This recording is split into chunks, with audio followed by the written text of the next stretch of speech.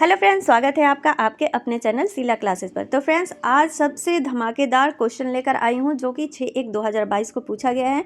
और आप अगर अपने दोस्तों से भी पूछ सकते हैं कि किस प्रकार का क्वेश्चन सीटेट में पूछा जा रहा है। अब सबसे अधिक टाइम टेकिंग वाला क्वेश्चन पूछा जा रहा है, सूची वाले पूछे जा रहे हैं, कथन करनी वाले पूछे जा रहे हैं। तो उसी प्रकार के क्वेश्चन होंगे इस वीडियो में। आप लोग ज़रूर 10 मिनट या 7-8 मिनट का वीडियो ज़रूर देख कर जाइए। इससे आपका नंबर जो है गेन ही होगा। 4 से 5 नंबर आपके इस वीडियो से पक्के हैं। तो एग्ज़ाम से पहले ज़रूर देखें। और अगर आप लोग नए हैं तो प्लीज़ मेरे चैनल को सब्सक्राइब कर लें, क्योंकि मैं प्रैक्टिस सेट के क्वेश्चन लाती रहती हूँ, वीडियो बनाती रहती हूँ। तो चलिए आगे बढ़ते हैं वीडियो की तरफ। क्वेश्चन है, निम्नलिखित का सुमेलित कीजिए। देखिए, इस प्रकार से एक साइड सूची दे देता है और दूसरी साइड से दूसरी सूची दे देता है और इनसे रिलेटेड कुछ पॉइंट दे देता है। तो उसी को हम लोगों को मिलान करना होता है। तो चलिए देखते हैं। गण, संघ, श्रेणी और ग्राम भोजक। और इस साइड कुछ पॉइंट दिया है, संगठन या समूह, बहु सदस्यों वाला दल, ग्राम मुखिया या फिर व्यापारी संगठन। तो देखिए फ्रेंड्स, अगर वहाँ पर 2 ऑप्शंस का भी आप लोगों को आता है तो आप क्वेश्चन को टिक आउट कर सकते हैं ऐसे एलिमिनेट करके। देखिए, गण से क्या पता चला कि बहुत से लोगों का जो दल होता है उसको गण कहते हैं। तो ए का कौन सा आ जाएगा? ए का दूसरा आ जाएगा। अब हम लोग इसमें ढूंढ लेते हैं कि ए का दूसरा कौन सा दिया हुआ है। तो ए का दूसरा देखिए सिर्फ ए में दिया और बाकी में नहीं दिया हुआ है। नहीं तो किसी किसी में मान लीजिए डी में भी दिया हुआ रहता है, तो दूसरा हम लोग देखते हैं कि कौन सा मिल रहा है। तो इस प्रकार से हम लोग सही आंसर तक पहुंच सकते हैं। तो इसका सही आंसर क्या हो गया? ए हो गया। पूरा देख लेते हैं। गण को क्या कहते हैं? बहुसदस्यों वाला दल कहते हैं। संघ का क्या हो गया? संघ होता है संगठन या समूह। श्रेणी कौन सी होती है? तो श्रेणी जो व्यापारी संगठन होते हैं ना, उनकी श्रेणी कही जाती है। और ग्राम भोजक से ग्राम मुखिया पता चल गया। तो ऐसे रिलेट करके सही आंसर तक पहुंचा जा सकता है। तो इसका आंसर क्या हो गया? ए हो गया। अगला क्वेश्चन है, भारतीय उपमहाद्वीप के प्राचीनतम नगरों पर परियोजना कार्य की योजना बनाते समय आप छात्रों को किस क्षेत्र की जानकारी प्राप्त करने के लिए कहेंगे? देखिए, जो भारतीय उपमहाद्वीप है उनके जो प्राचीन नगरों पर परियोजना कार्य की योजना बनाने के लिए हम बच्चों को किस की जानकारी लेने के लिए कहेंगे? तो गंगा घाटी, नर्मदा घाटी, सिंधु घाटी या फिर ब्रह्मपुत्र घाटी। तो ये सभी जानते हैं कि सबसे ज़्यादा जो प्राचीन काल के हमारे पास तत्व प्राप्त होते हैं वो सिंधु घाटी से ही प्राप्त होते हैं। सिंधु सभ्यता कहा जाता है, तो वहीं से सारे चीज़ प्राप्त होते हैं। तो हम छात्रों को सिंधु घाटी के बारे में जानकारी लाने के लिए कहेंगे। इसका आंसर क्या हो गया? सी हो गया। अगला क्वेश्चन है, मराठा सेना को मुख्य आधार प्रदान करने वाले कृषक या पशु चारकों के दल को क्या कहा जाता है? जो मराठा सेना को मतलब मुख्य आधार जो प्रदान करते थे, जो कृषि और उनके पशु चारकों के दल को क्या कहा जाता है? जो उनके पशु रहते होंगे उनके दल को क्या कहा जाता है? कुंभी कहा जाता है, देशमुख कहा, सूबेदार या फिर पेशवा। तो क्या कहा जाता है? कुंभी कहा जाता है। जो पशु चारकों के दल होते थे मराठा सेना में उनको कुंभी कहा जाता है। अगला क्वेश्चन है, नाथ पंथियों और सूफियों के बीच कौन सी समानताएं थी? जो नाथ पंथी थे और सूफी थे उनके बीच कौन सी 2 समानताएं एक जैसी थी? कर्मकांडवाद का अनुसरण, श्वसन के व्यायामों का अभ्यास, संसार का परित्याग। तो जो नाथपंथी थे और सूफी थे उन दोनों के बीच में श्वसन के व्यायामों का अभ्यास तथा संसार का परित्याग, ये दोनों जो कार्य था वो समान करते थे। तो इसीलिए इनमें समानताएं पाई जाती थी। तो कौन सा हो गया? बी और सी।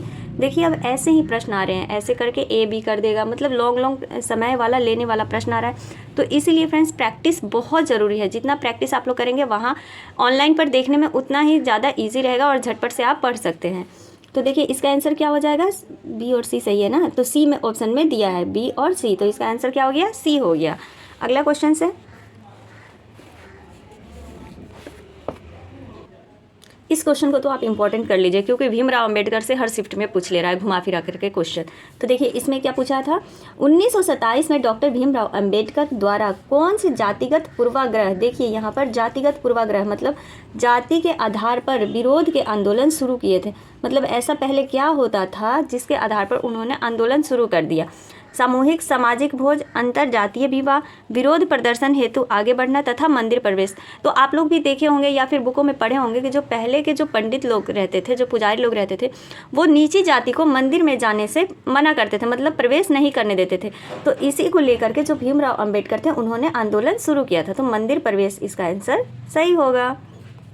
वेद समाज डैश विचारों से प्रेरित था? रामकृष्ण मिशन के विचारों से, प्रार्थना समाज या सनातन धर्म सभा के या फिर ब्रह्म समाज के? तो ब्रह्म समाज के जो विचार थे उनसे प्रेरित था वेद समाज। और ब्रह्म समाज की स्थापना किसने की थी? तो राजा राम मोहन राय ने की थी। इसका आंसर क्या हो गया? डी हो गया फ्रेंड्स।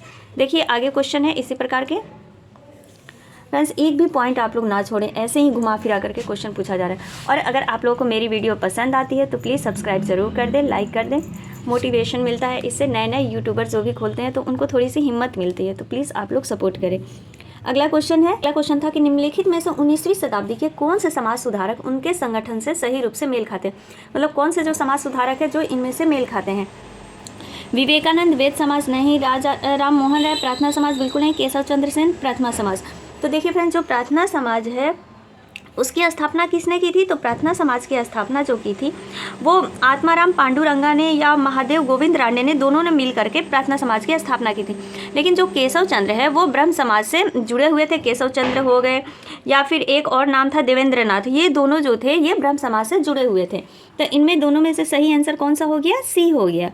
तो इसका आंसर क्या है, केवल सी, ये दोनों गलत है। अगला क्वेश्चन देखते हैं।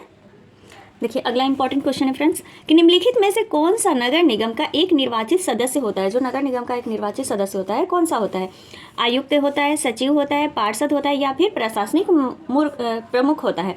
तो देखिए इससे तो पता चल गया जो नगर निगम में होते हैं वो पार्षद का ही चुनाव होता है। तो इसका आंसर क्या हो गया, सी हो गया, पार्षद, यानी निगम पार्षद जो होता है वो नगर निगम का एक निर्वाचित सदस्य होता है। अगला क्वेश्चन है, कृषि के अतिरिक्त इनमें से कौन गैर कृषि कार्य करते थे, मतलब कृषि को छोड़ करके और कौन से जो थे वो गैर कार्य करते थे कृषि की। तो कृषि मजदूर हो गए, छोटे किसान हो गए, बड़े किसान हो गए। तो कौन से थे जो कि ये कार्य करते थे, तो ये तीनों ही थे जो कि कृषि का कार्य करते थे। कृषि मजदूर भी करते थे, छोटे किसान भी करते थे तथा बड़े किसान भी कृषि का कार्य करते थे। तो ए बी सी तीनों सही है फ्रेंड्स। तो इसमें से कौन सा है ऑप्शंस, इसमें ऑप्शंस डी दिया हुआ है जिसमें तीनों ऑप्शंस है। तो ए बी सी, इसका आंसर क्या हो गया, डी हो गया। याद रख लीजिए, अगर ऐसा क्वेश्चन आता है कि गैर कृषि कार्य करते थे तो ये तीनों जो थे वो कृषि का कार्य करते थे, चाहे छोटा मजदूर हो या बड़ा किसान हो, जो भी हो वो कृषि कार्य करेगा। अगला क्वेश्चन है इंपॉर्टेंट क्वेश्चन कि 1964 में किस देश ने विभिन्न प्रकार के सामाजिक भेदभाव की रोकथाम के लिए नागरिक अधिकार पारित किया था 1964 में। तो कौन किया था, भारत, दक्षिण अफ्रीका, जर्मनी या फिर संयुक्त राज्य अमेरिका। तो वो देश जो था वो संयुक्त राज्य अमेरिका था जिसने सामाजिक भेदभाव को रोकने के लिए संयुक्त राज्य अमेरिका ने एक नागरिक अधिकार अधिनियम पारित किया था। अगला, किस ऐतिहासिक घटना के बाद संयुक्त राज्य अमेरिका में महिलाओं को मतदान का अधिकार प्राप्त हुआ, मतलब कौन सी घटना के बाद जो है अमेरिका में जो महिलाएं हैं उनको मतदान का अधिकार प्राप्त हो गया था। प्रथम विश्व युद्ध के बाद, अमेरिका स्वतंत्रता की घोषणा, प्रथम अमेरिकी संवैधानिक संशोधन या फिर द ग्रेट डिप्रेशन। तो किसके बाद प्राप्त हुआ था, तो वो हुआ था प्रथम विश्व युद्ध के बाद जो था वो अमेरिका में भी औरतों को अधिकार मिल गया था मत देने का, यानी चुनाव में हिस्सा लेने का। तो इसका आंसर क्या हो गया फ्रेंड्स, ए हो गया, प्रथम विश्व युद्ध।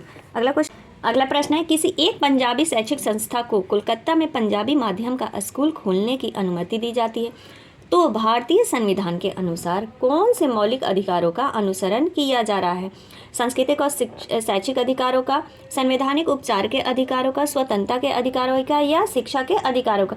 तो देखिए यहाँ पर जो मतलब कौन से अधिकार का उपयोग किया जा रहा है, तो यहाँ पर जो हो सकता है वो सांस्कृतिक और शैक्षिक अधिकारों का उपयोग किया जा रहा है। और दूसरे राज्य में पंजाबी जो शैक्षिक संस्थाएं हैं वो पंजाबी माध्यम का स्कूल खोलने की अनुमति दी जा रही है। तो इसके अनुसार सांस्कृतिक और शैक्षिक अधिकारों के अनुसार कहीं भी कोई भी केंद्र खोला जा सकता है। तो इसका आंसर क्या हो गया फ्रेंड्स, ए हो गया। अगला क्वेश्चन, निम्नलिखित में से कौन सा शिक्षण अधिगम का संसाधन नहीं है, शिक्षण अधिगम का संसाधन नहीं है। पाठ्य पुस्तक तो है, मानचित्र भी है, मानचित्र के द्वारा हम बच्चों को समझाते हैं, नमूना भी है, उनके सामने प्रस्तुत किया जाता है, लेकिन जो प्रदर्शन है वो शिक्षा अधिगम का संसाधन नहीं है। तो इसका आंसर क्या हो गया, सी हो गया, प्रदर्शन जो है शिक्षा अधिगम का संसाधन नहीं है। अगला क्वेश्चन है, सामाजिक विज्ञान की कक्षा में किस प्रकार के शिक्षा शास्त्र का अनुसरण किया जाना चाहिए। सामाजिक विज्ञान की कक्षा में प्राधिकारिक, तटस्थ एवं संवेदनशील, पारस्परिक तथा पक्षपातपूर्ण एवं विभेदात्मक। तो जो सामाजिक विज्ञान की कक्षा है उसमें तटस्थ और संवेदनशील जो है शिक्षा शास्त्र का अनुसरण करना चाहिए। आंसर क्या हो गया, बी हो गया। अगला क्वेश्चन है कि स्थानीय पौनों से संबंध में कौन सा कथन सही है, मतलब स्थानीय पौने के बारे में कुछ पॉइंट दिया गया है, इनमें से पूछा गया है कि कौन सा कथन जो है वो सही है। ऑप्शन ए है, ये किसी छोटे क्षेत्र में दिन में विशेष समय से चलती है, मतलब किसी एक ही समय पर चलती होंगी। ये विभिन्न ऋतुओं में अपनी दिशाएं बदलती रहती हैं। ये वर्ष भर लगातार किसी निश्चित दिशा में चलती हैं। या फिर मानसून पौने अस्थायी पौनों का एक उदाहरण है। तो जो स्थानीय पौने होती हैं वो वर्ष भर लगातार किसी न किसी निश्चित दिशा में चलती रहती है। इसका आंसर क्या हो गया, सी हो गया। अगला क्वेश्चन है, निम्न का मिलान कीजिए। देखिए, एक साइड वनस्पति का प्रकार दिया है तथा दूसरे साइड क्या दे दिया है, पौधे की प्रजातियां प्रकार दिया है। कटीली झाड़ियां, उष्णकटिबंधीय वर्षा वन, उष्णकटिबंधीय पर्णपाती वन तथा मैंग्रोव वन। अब कटीली झाड़ियों से मिलान करना है कि कौन वर्ष में कौन सी पौधे की प्रजातियां पाई जाती हैं। तो उष्णकटिबंधीय वन में कौन सी प्रजातियां पाई जाती हैं, तो ये है आबनूस। आबनूस जो है वो उष्णकटिबंध में। कटीली झाड़ियाँ क्या है, खैर या कत्था। कटीली झाड़ियाँ खैर कत्था से मिलाएगा। उष्णकटिबंधीय पर्णपाती वन जो हो गया सी है ना, सी का कौन सा हो जाता है, नीम। उष्णकटिबंधीय पर्णपाती वन में नीम को रखा गया है। और मैंग्रोव वन जो है वो सुंदरी जो वन है उसमें पाया जाता है। तो इसका क्या हो गया, ए का दूसरा, बी का तीसरा, सी का चौथा। तो देख लेते हैं, ए का दूसरा, बी का तीसरा, सी का चौथा, तो डी का पहला सुंदरी। तो ऑप्शन क्या हो गया, डी सही हो गया। तो बस फ्रेंड, तो आप सभी का दिल से धन्यवाद फ्रेंड्स। और हाँ फ्रेंड्स, आप लोग ज़रूर मुझे सुझाव दीजिए कि मैं किस टॉपिक पर वीडियो बनाऊं, आप लोगों के सामने प्रस्तुत करूं, क्योंकि नए यूट्यूबरों को आप लोगों की सपोर्ट की बहुत ज़रूरत होती है। Thank you.